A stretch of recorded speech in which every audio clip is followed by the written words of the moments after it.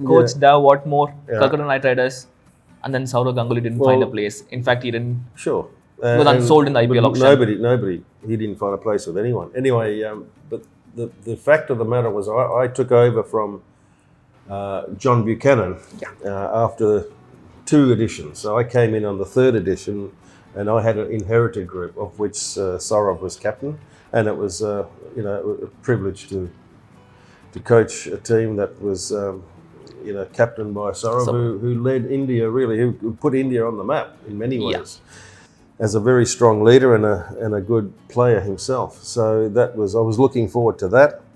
We had a pretty decent year, given that the franchise finished pretty much down the bottom the first 2 years. We were equal on points with the 4th team, equal on points, but with an inferior run rate, we dropped down to number 6. So that was the end of our effort in the 3rd edition, and that meant edition 4 was going to be a big, full auction. So many strategies, but the franchise as a whole, not just me. In fact, not me. I went along with the owners. So how difficult was that situation? Everybody would be put into the auction. Yeah. We would not retain anyone. So Shah Rukh Khan was very, very adamant, along with everyone else, that we will start from scratch. It was also a time where Venki Mysore joined the franchise as Chief Executive Officer, and a whole range of different hats that he wore. He was really a big asset, as it's turned out, to the franchise. And with him, we came up with a strategy that we would identify one of 4 players we will cut by hook or by crook. Go at all costs. We will buy that player, one of 4 players. And around that player, we would then build the team.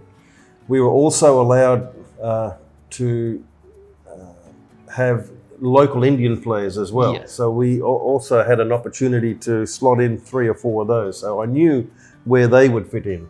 But then we had to fill in some big gaps as well. So, that was a very big experience for me in the auction. But before that, a lot of preparation had to go in.